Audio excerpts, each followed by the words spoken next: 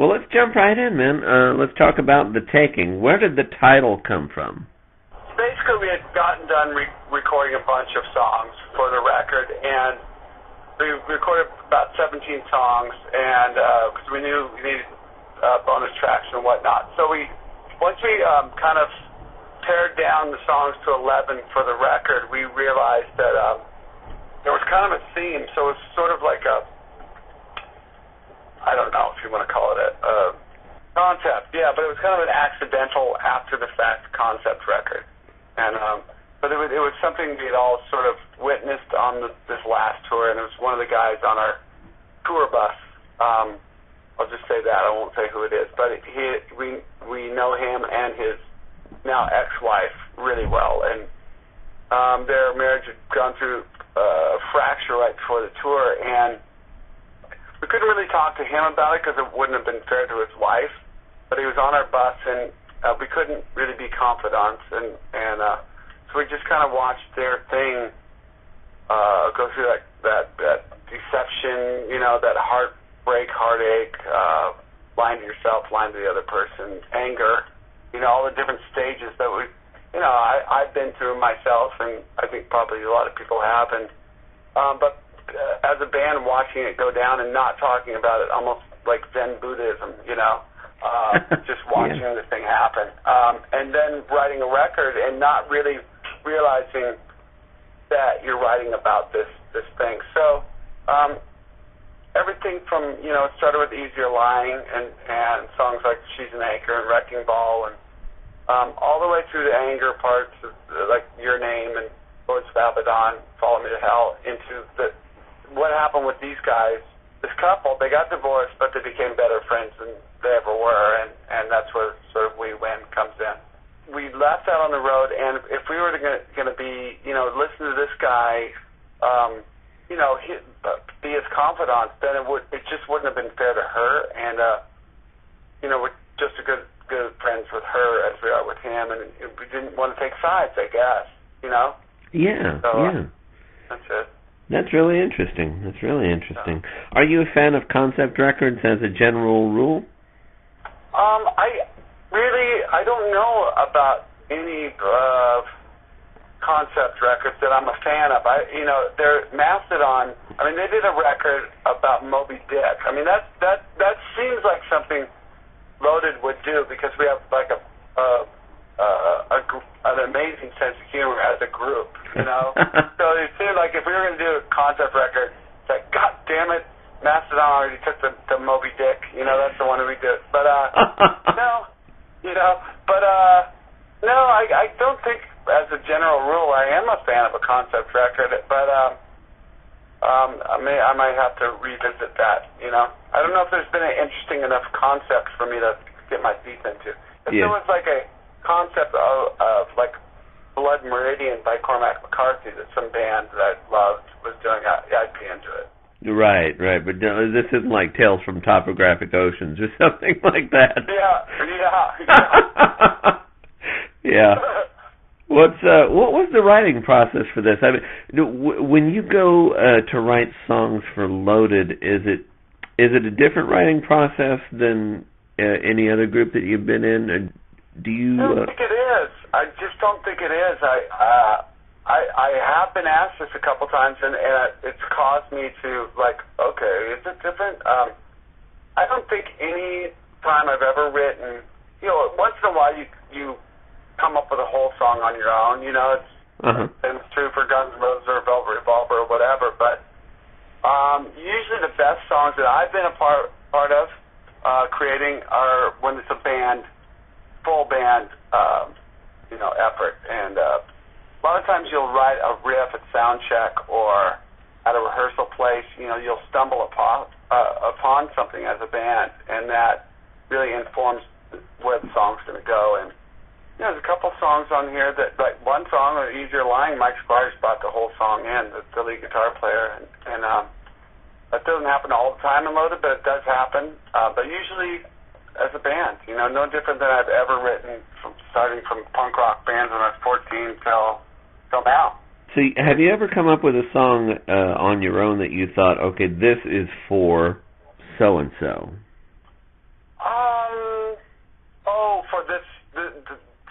such band? Yeah. Well, I've never been in a situation where I've been in two bands at the same time writing for a record. I did last summer go and write some songs with and for Jane's Addiction, and that was right when we were done writing for Loaded.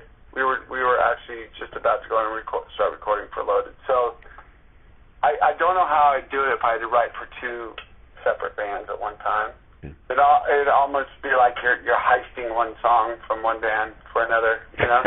Yeah. Do you write differently for your own voice than you would write for a different singer? I'm discovering that, I think I did on this record. Only that I've discovered, just from playing so many gigs singing now, you know, and you can only discover this stuff about yourself just by going out and playing gigs. Right. Where, you know, what range is not good for you, but what range is not good for you. What long vowel sounds in a certain key are not good for you. All these tiny little things that only you would know from going out and playing gigs and going, why did I write that song in A? That's the dumbest key ever for my voice. Right. You know, long ooh sounds coming off of a high note is not a good idea. And so I think I know the keys without being redundant in every song being in B. You know, I think I found I'm finding my sort of sweet spot. Yeah, right. Now, what inspired you to? I mean, you're obviously primarily known as a bassist. What possessed you to say, all right, you know, screw that, I'm going to play guitar and sing lead here? Well, real simple. Playing bass and singing lead vocal is really tough because often the bass line will be a polyrhythm of, right, it's counterpoint, anti-rhythm of what the vocal is. And so all of a sudden you're thinking way too much while you're playing. There's a couple bass players who can do it, like Geddy Lee and Sting, you know, but I hate to be aware when I'm playing live. And rhythm guitar for me, it's just, I've always played rhythm guitar since I was, 13 or whatever. And whenever I've sang in a band, I've always played rhythm guitar. It's just a lot easier. Gotcha. Yeah, but I got to say, if I wouldn't have found Jeff Rouse for this band, the bass player, I might have been playing bass and singing. But Jeff is such a good bass player that it made the decision pretty easy. Now, how did the tracking go down for this record? I mean, is this all live? I mean, things are different now in terms of a lot of bands are mailing tracks around instead of getting together. How did that work?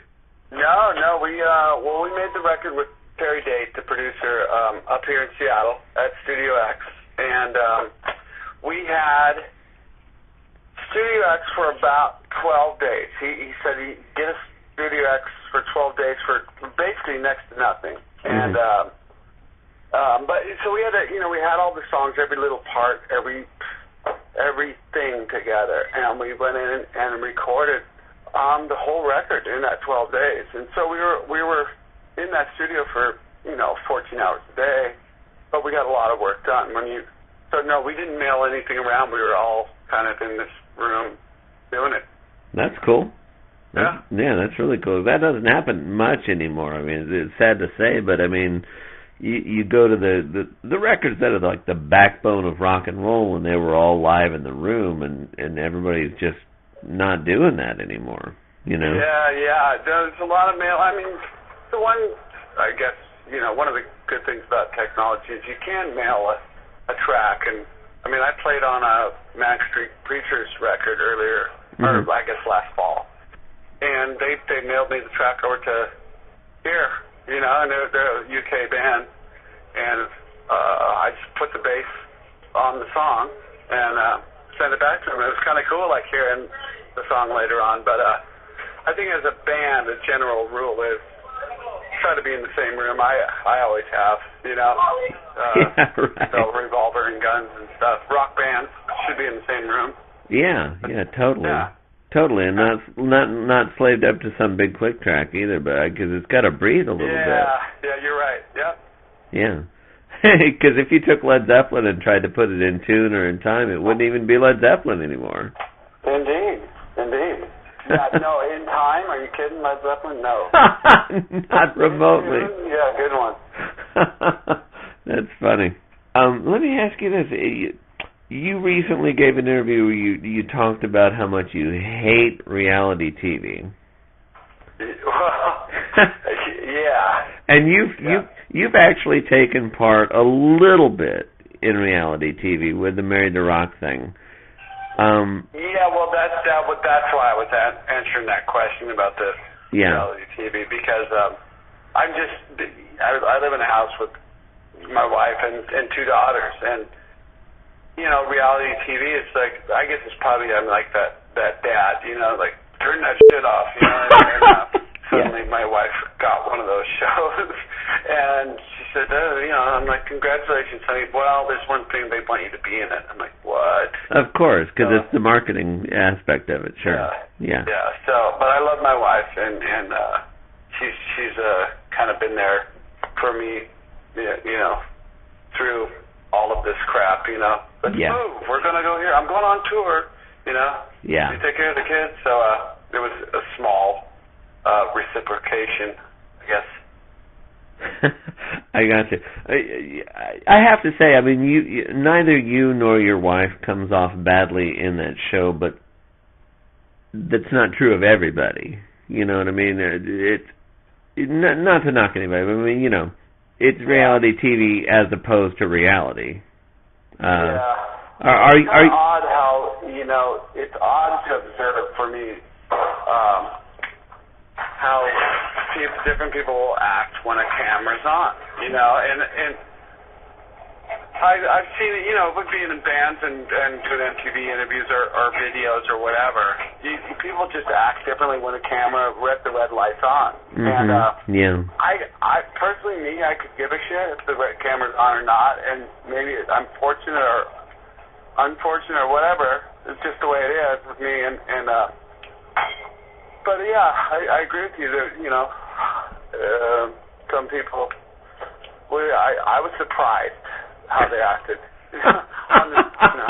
Did they suggest stuff for you? Because when I watch so-called reality TV, be it Gene Simmons, Bret Michaels, whatever, it seems to me like somebody's suggesting, okay, let's do the stupidest thing that we can possibly. Yeah, they wanted me to do all kinds of stuff, and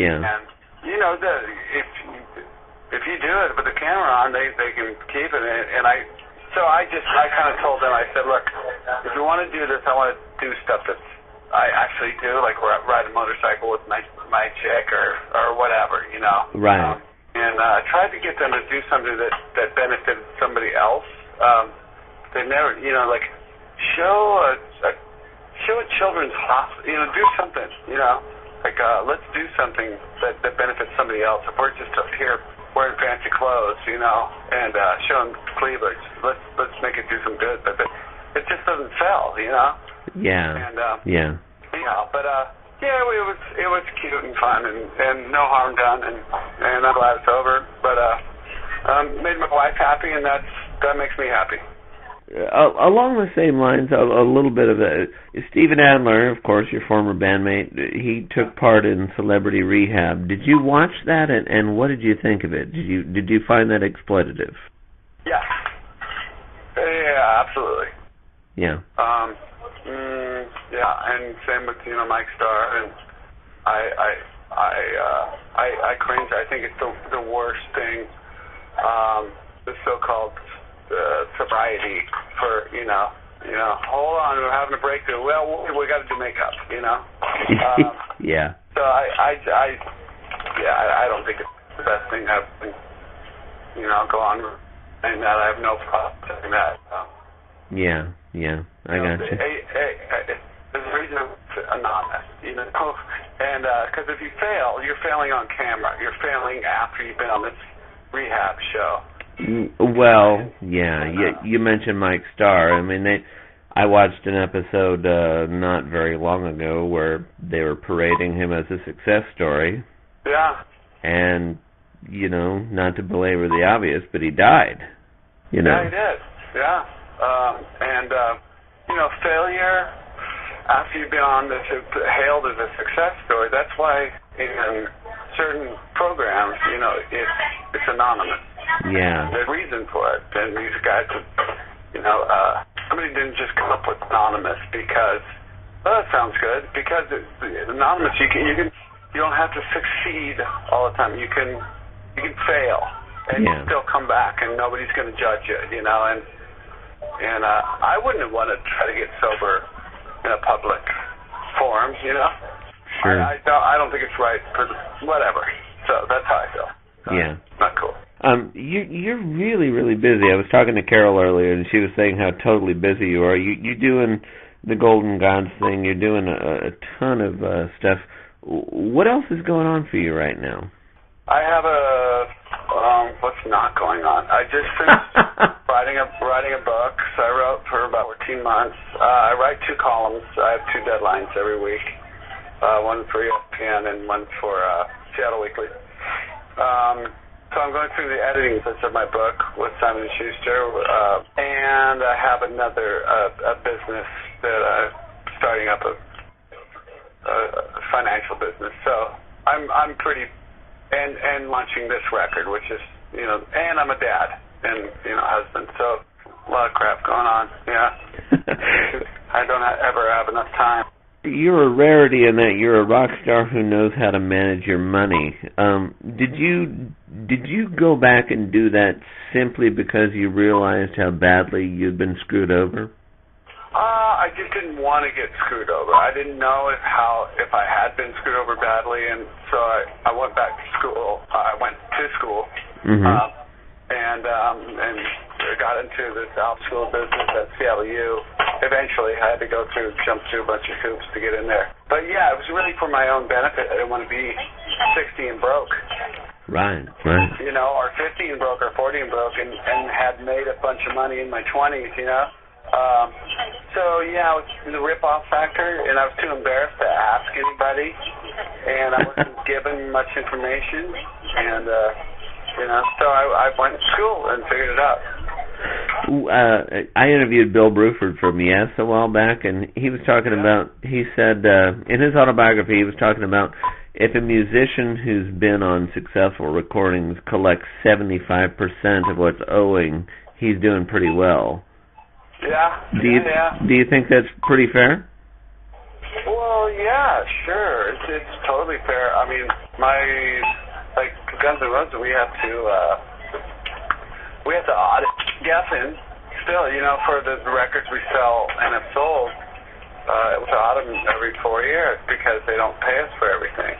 Wow. It's just the way they do business. Yeah. And then they go, okay, well, you do a settlement instead of them paying for everything.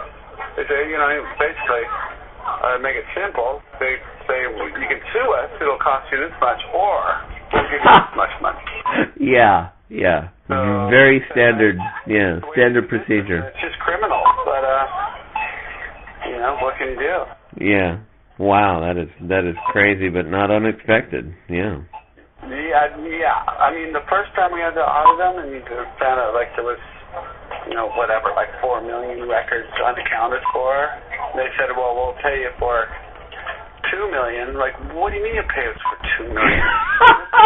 Pay for all of them. Right. No, you can sue us. It's going to cost you this much, or we'll pay you for 2 million records. Oh my God. Wow. But you're a record company. We're in partnership with you. Well, that's the way we do business. Wow. Yeah. Crazy. That's unbelievable. Yeah. That's unbelievable. I know you're probably stacked up and I've got to go, but is there anything else you want to say about the Loaded record, The Taking, before we go? Just, people have asked me if this is a side project, and I don't even know what a side project is. When I'm in a band, it's just my band, Right, sure. It's the only band I got, so this is what I'm doing. I love this band, and it's actually the longest band I've ever been in, and I think this record is a big step forward for this band, and here we go. Well, cool, man. Yeah. Well, thank you very much. Thank you, man. Thanks so much. All right, I appreciate you doing this. All right, cheers. All right, have a good one. Bye-bye.